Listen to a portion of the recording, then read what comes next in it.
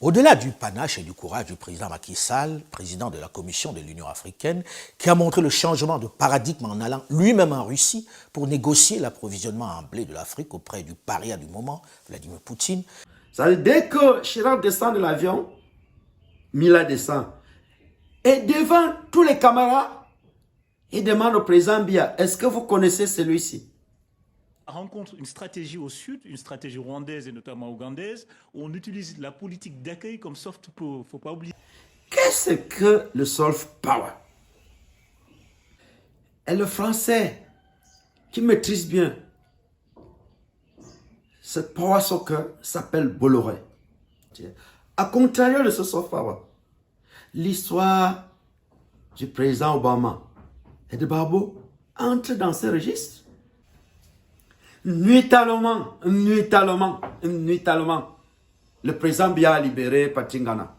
Exactement. En fait, l'accord prévoit que le Royaume-Uni transfère ces personnes par avion depuis Londres jusqu'à Kigali.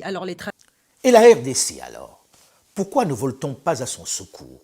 Il est clairement établi que le Rwanda l'a agressé avec l'Ouganda. Il ne se gêne même plus pour le faire. Mais le Rwanda, lui, bénéficie encore de la rente de la surenchère mémorielle. Personne n'osera le contrarier. Alors qu'il se rendait en région parisienne le 8 juin dernier, Emmanuel Macron a été approché par un fils du Cameroun pour évoquer la situation de son pays.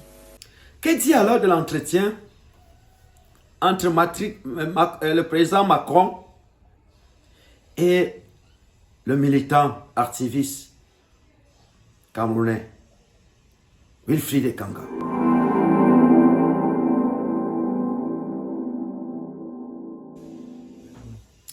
Bonjour, bienvenue à cette première tribune panafricaine.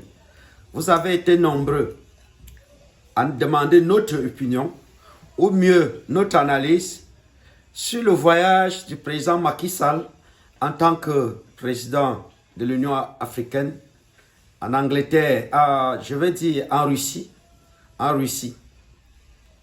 La question qu'on peut se poser, est-il allé à Tsouti pour débloquer les stores de blé en Russie, en Ukraine? Peut-on dire qu'il s'est départi de ses tuteurs français, comme semble le dire Alain Foucault? Qu'est-ce qu'on appelle le soft power? Qu'est-ce qu'on appelle le soft power? Parce que le soft power sera notre outil d'analyse.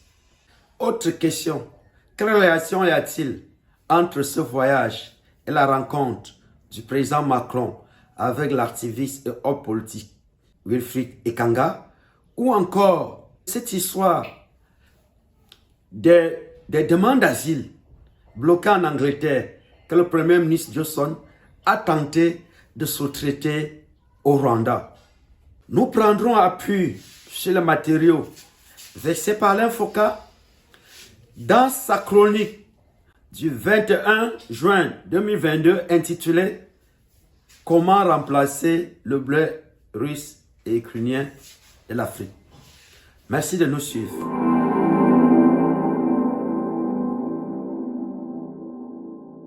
Ainsi donc, le président Macky Sall était à Tsouchi pour rencontrer le président Poutine et lui parler des problèmes des Africains liés à la guerre de l'Ukraine, comme vous pouvez le regarder dans cette vidéo.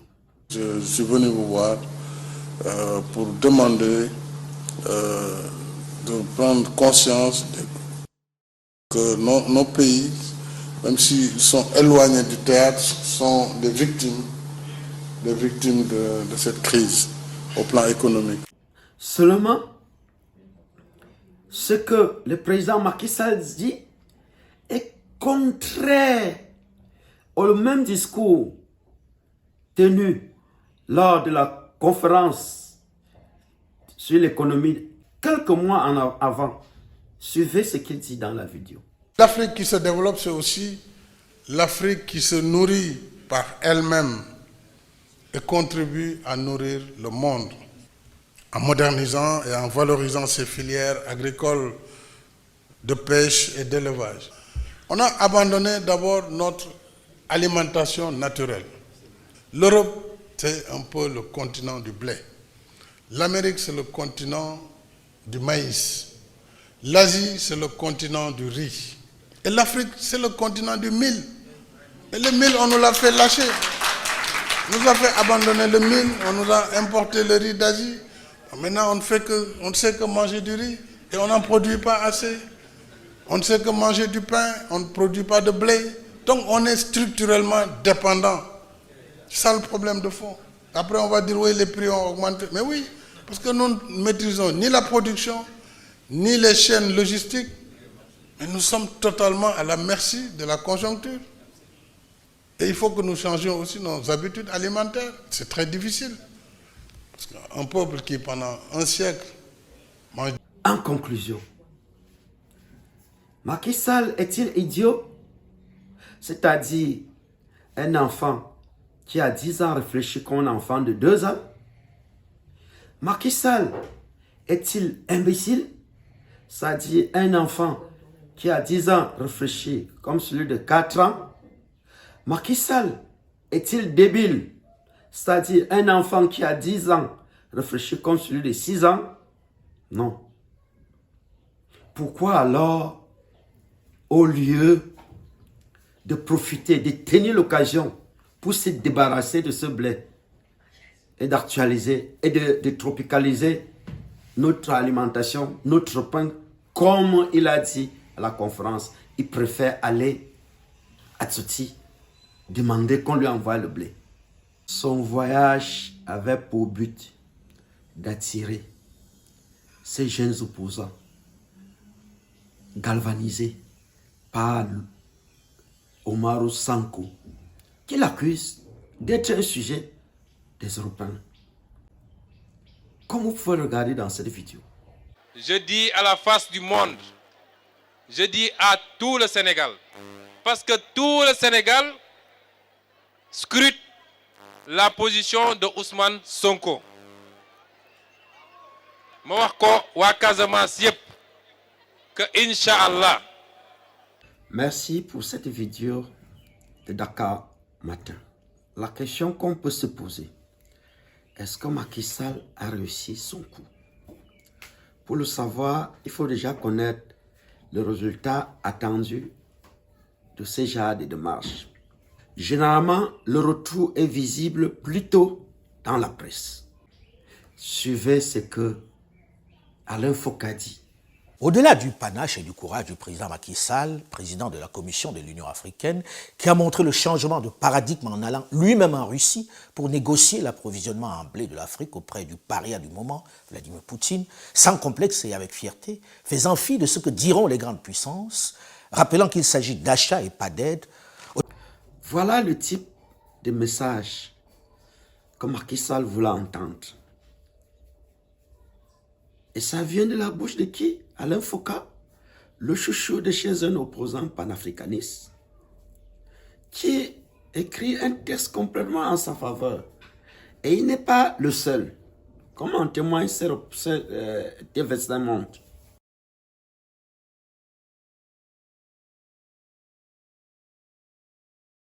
Fort de ce qui précède, nous pouvons dire que Macky Sall a réussi son coup en attendant de voir l'impact de cette démarche sur les élections présidentielles sénégalaises à venir. Donc en fait, il a réussi à montrer à ces jeunes-là que même si hier j'étais un vassal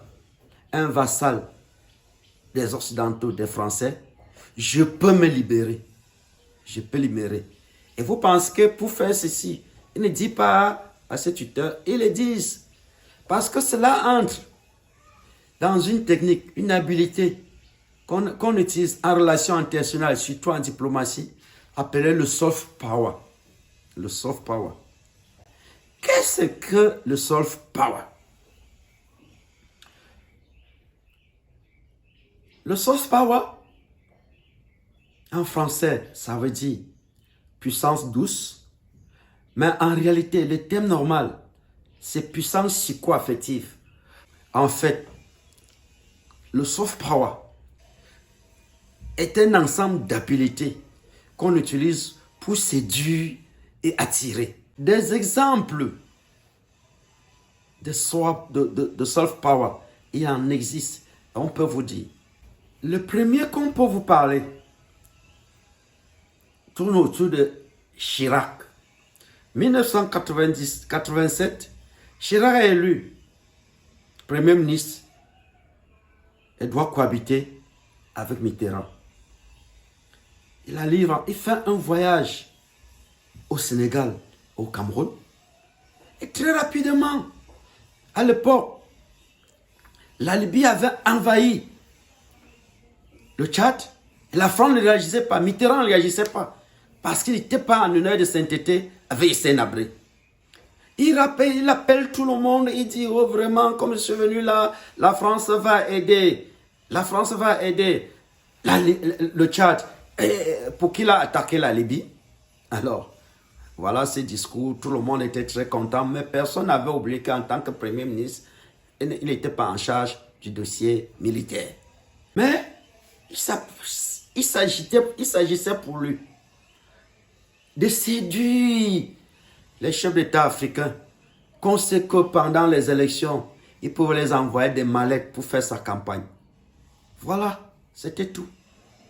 Et lorsque Chirac devient président de la République, il décide d'aller au Cameroun. Dans sa délégation, il y a Roger Mila, deuxième personne. Ça veut dire, dès que Chirac descend de l'avion, Mila descend. Et devant tous les camarades, il demande au président Biya, est-ce que vous connaissez celui-ci? Le président Biya dit, oui, oui, patron. Deux choses. Montre au président Biya qu'à partir de maintenant, c'est moi le patron. Et faire et séduire tous les supporters de Roger Mila qu'on a vu en Coupe du Monde 90. Et que depuis, le président Biya avait dit, je vous verrai. Et qu'il n'avait jamais vu. Le soft power, c'est aussi un très grand outil de diplomatie commerciale. Et le français, qui maîtrise bien ce power soccer, s'appelle Bolloré. Et les panafricanistes camerounais s'en souviendront qu'en 2015, pendant sa visite au Cameroun, le président français, François Hollande, va faire une déclaration fracassante où il promet libérer les archives du maquis, donc des années troubles, des années troubles de 1950 à 60 au Cameroun. Tous les panafricanistes étaient contents. La presse dit, voilà le premier Français qui reconnaît que la France a tué des gens au Cameroun. Pendant ce temps, Bolloré allait signer son contrat d'activité portuaire à Kribi. Initialement, aucun panafricaniste ne voulait Bolloré à Kribi encore, comme il était à Douala, dans les autres ports. Ce jour-là, la Jusqu'à-Terre qui devait prendre le port demande officiellement qu'il soit inscrit que Bolloré sera son partenaire. En ce temps-là, les panafricanistes, comme on a atténué la haine anti-française, tout le monde a laissé passer ce dossier doucement, doucement. Voilà pourquoi on parle de la puissance douce. Ça dit, vous récupérez à votre interlocuteur des choses doucement, sans l'énerver. Et plus tard, il y a même une entreprise française qui devait accompagner dans un autre secteur les entreprises camerounaises. Il paraît que juste aujourd'hui, Bolloré a déjà aussi remplacé celui-là. Monter un dossier de soft power, c'est tout un art. Et celui qui nous a montré le best-seller est un Camerounais, Maître Tchunga. ancien bâtonnier devenu avocat de maître Lidien Eyoum. Qui est maître Lidien Eyoum? C'est cet avocat camerounais qui, au temps d'un ministre des Finances appelé Ababa, devait défendre l'État du Cameroun dans un litige financier avec une entreprise privée.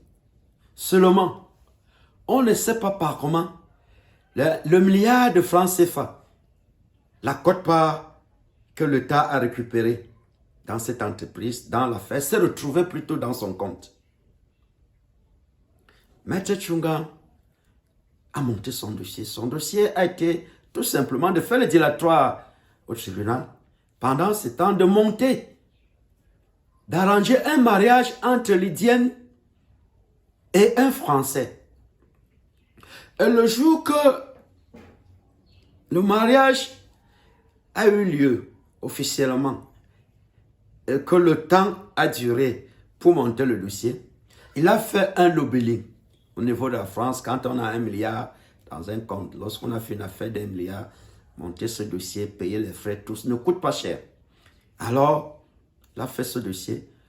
Et lorsque le président François Hollande est arrivé au Cameroun, de la même façon que le président Chirac est venu avec Roger Milla dans sa délégation, il va monter un lobbying pour que ce soit le président Hollande qui pose le problème de la présence d'une Française dans les geôles camerounaises, court-circuitant ainsi tout le circuit judiciaire du Cameroun.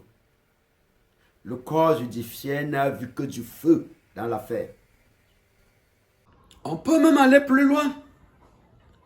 La sortie de Patrick Ngana de la prison, quand il a eu des démêlés avec la justice camerounaise, on l'accusait d'être de connivence avec les sécessionnistes anglophones. On l'a mis en tôle. Son lobbying a été tout simplement d'inscrire son dossier dans le soft power de Trump. Le 31 décembre, le président Trump prend seulement le téléphone pour montrer que lui venait d'être président, hein, et qu'il est puissant d'un côté, et séduit l'opposition camerounaise, la société civile camerounaise. Hein? Et on s'est assuré que Patrick Ngana était quand même très impliqué dans la société civile camerounaise. Pour lui demander, mais il paraît qu'il y a un Américain dans votre cellule. Au préalable, il avait dit d'une façon ironique, il y a quelqu'un au monde qui va bien fêter le nouvel an. Nuitamment, le président Biya a libéré Patrick Ngana. Président Biya a libéré Patrick Ngana. Donc, pour conclure, Macky Sall n'a fait que son soft power. La question qu'on peut se poser,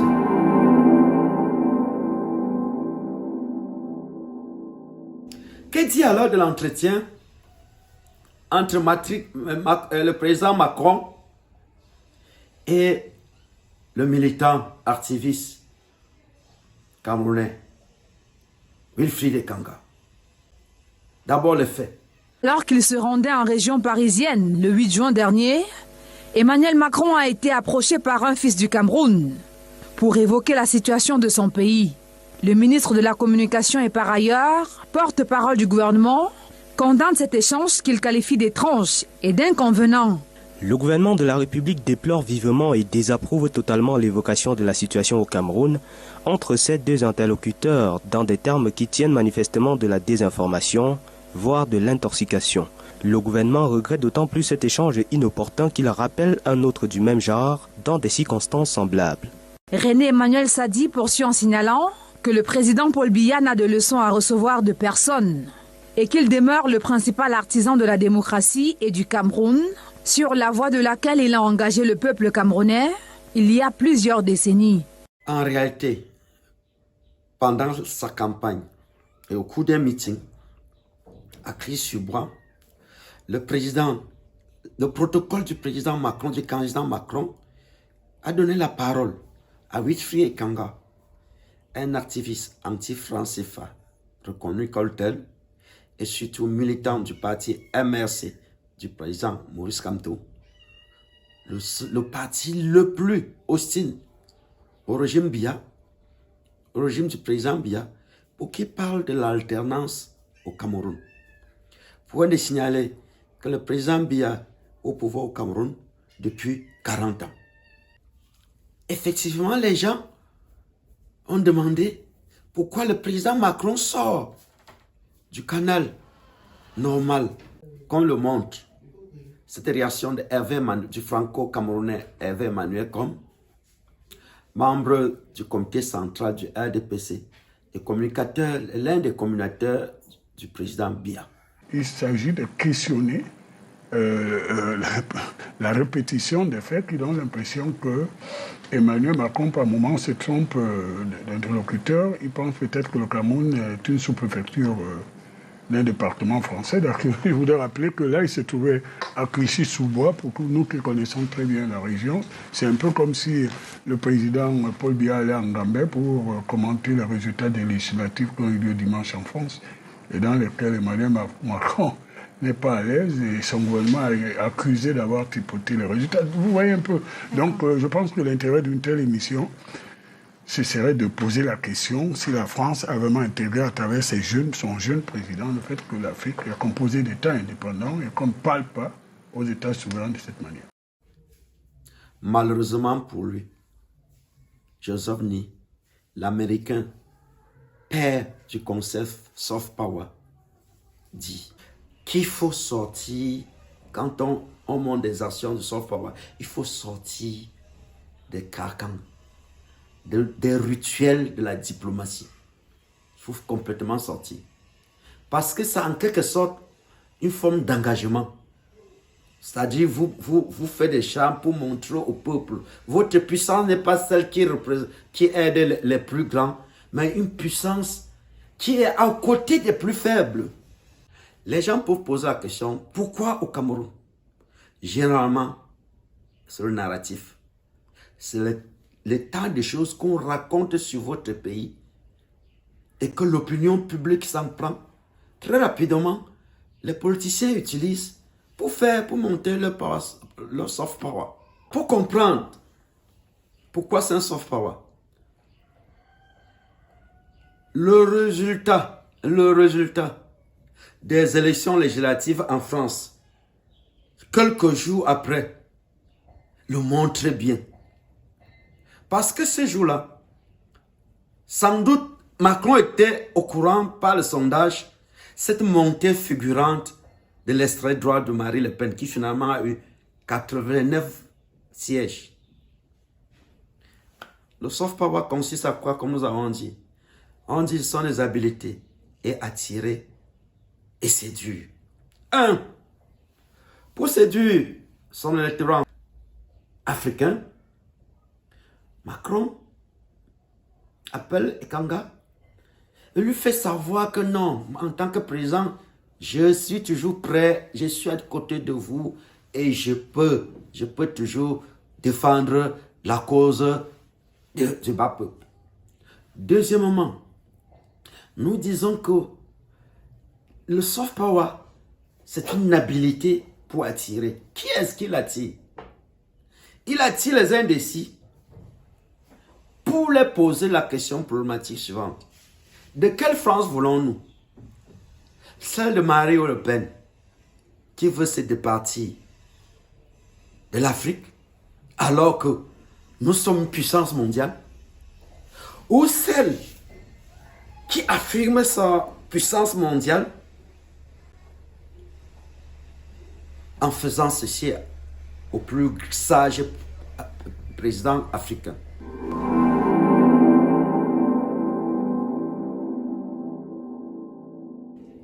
Revenons à cette histoire des demandeurs d'asile que le Royaume-Uni a tenté de sous-traiter au Rwanda de Paul Kagame. De quoi s'agit-il? Regardez cette vidéo.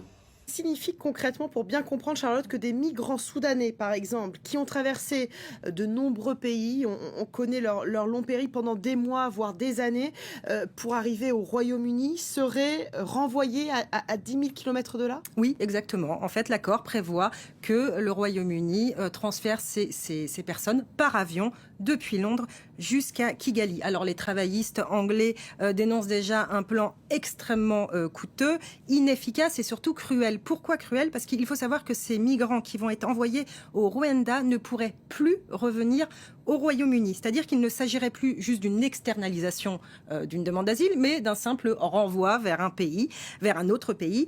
Et même ceux qui obtiennent une protection internationale, même ceux qui obtiennent l'asile, devraient rester au Rwanda. Alors c'est particulièrement cynique de la part de Londres, puisque Londres se défausserait complètement. Ce serait le Rwanda qui assumerait complètement la responsabilité de ces réfugiés. Alors certes, ces réfugiés pourraient bénéficier d'un accès au logement, d'un accès à l'emploi, d'un accès à l'éducation, à la santé, mais ils ne pourraient plus retourner et rentrer au Royaume-Uni.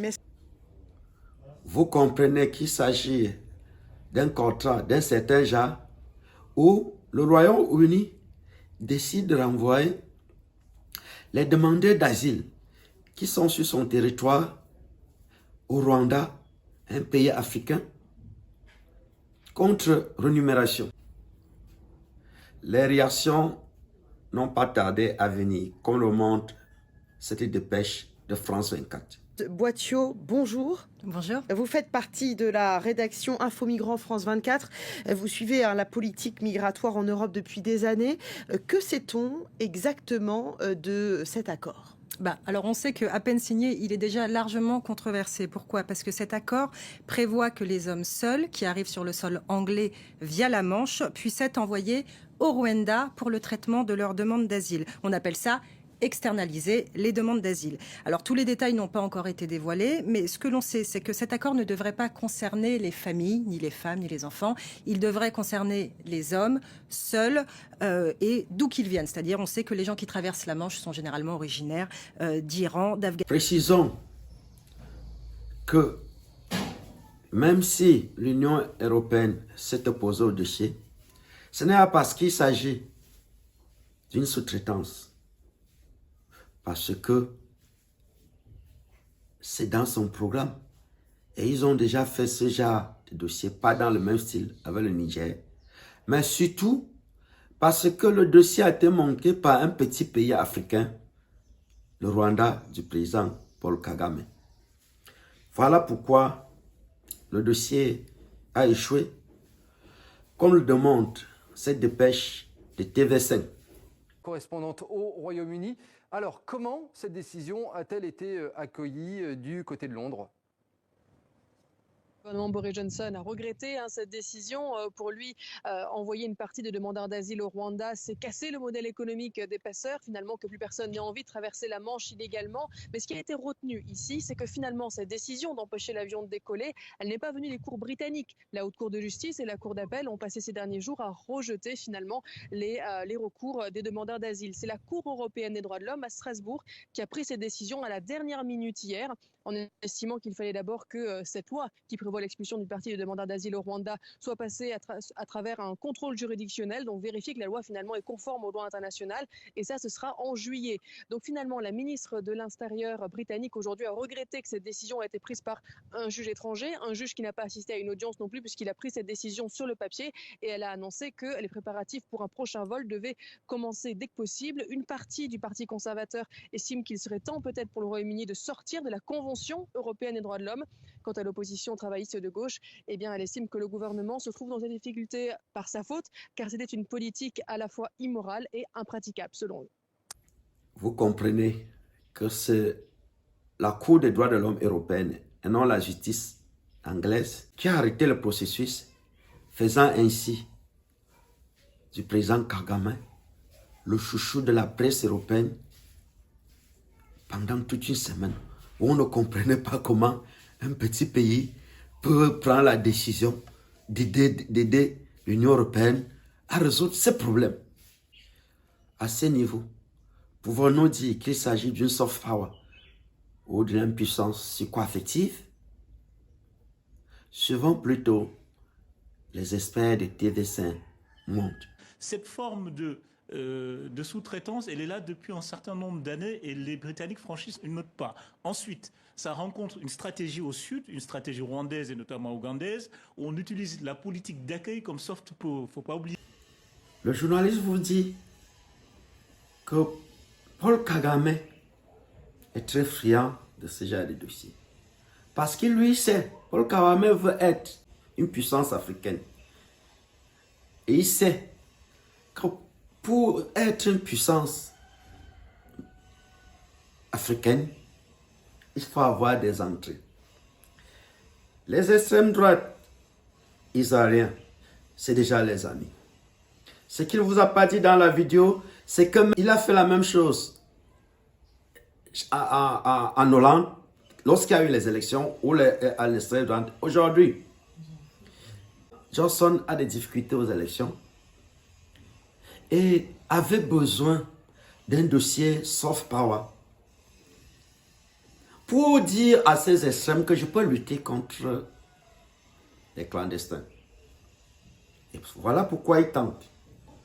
Même si finalement l'Union européenne s'est opposée, personne ne peut accuser le premier ministre qui n'a pas tenté ou qui n'a jamais parlé de ça. Donc il va le récupérer dans les élections. À ce niveau d'analyse, la question qu'on peut se poser est celle de savoir ce que gagne Paul Kagame, le président rwandais, dans l'affaire. Pendant une semaine, toute la presse européenne a été braquée sur le Rwanda. Les gens ne comprenaient pas comment un petit pays africain de surcroît peut chercher à aider la grosse Union européenne à résoudre un problème qui les tient tant au cœur, l'immigration. Suivez ce que Alain Foucault dit dans l'un de ses chroniques. Et la RDC alors? Pourquoi ne vole-t-on pas à son secours? Il est clairement établi que le Rwanda l'a agressé avec l'Ouganda. Il ne se gêne même plus pour le faire. Mais le Rwanda, lui, bénéficie encore de la rente et de la surenchère mémorielle. Personne n'osera le contrarier. Mais ceci est un autre sujet dont on parlera. La RDC aurait dû être un protégé de Washington ou de l'OTAN s'il souhaitait bénéficier du même soutien. Il aurait dû être en Europe aussi. Pas de chance. Non, Alain, non. Il n'y a rien de malchance ici. Il y a deux camps, avec deux narratifs différents. Tout le monde sait en Europe que le Rwanda a tenté d'aider l'Union européenne à résoudre ce problème d'immigration. Tout le monde sait qu'il voulait ainsi aider le Premier ministre Johnson qui est en difficulté avec l'extrême droite en Angleterre. Tout le monde sait que pendant les élections en Hollande, où l'extrême droite menaçait encore, il a fait la même chose. Tout le monde sait qu'il a un même dossier avec l'Israël. Quand vous avez ce dossier, les gens vous considèrent, vous prennent comme un pivot dans le montage de Power Soccer. En réalité, Kagame s'impose. Il s'impose. Et quand vous vous imposez dans un résultat, dans un dossier comme celui-là, ce que nous avons dit, c'est que la puissance psycho-affective prépare un carnet d'adresses pour vous aider à être réellement puissant. Et dans les grands lacs aujourd'hui, Kagame est impuissant. Maintenant, quand vous regardez l'autre côté, la République démocratique du Congo, le narratif est différent. La perception qu'on a de ces pays prédispose que eux, ils soient plutôt utilisés dans le soft power que d'être un pivot du soft power. Déjà, dans la communauté internationale, on ne sait pas par quelle alchimie Félix Tshisekedi a réussi à être président devant Fayulu. Vous connaissez cette histoire entre Kabila et Katumbi. Nul ne peut se prévaloir de sa propre trépitude. Aujourd'hui, le Rwanda est un pivot de soft power mondial dans les Grands Lacs et il s'associe avec les grands pays pour construire une puissance. Sachez que, Santon dit dans l'art de la guerre, que vous ne pouvez pas faire une entreprise sans faire la guerre. Et cette puissance, on l'a construit avec ce qu'on appelle le smart power, qui consiste à allier la guerre et le soft power.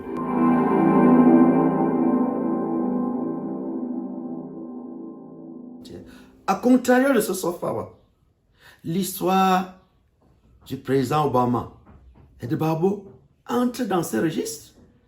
Lorsqu'en 2010, le président Obama est en cohabitation avec les socialistes et qu'il appelle Gbagbo.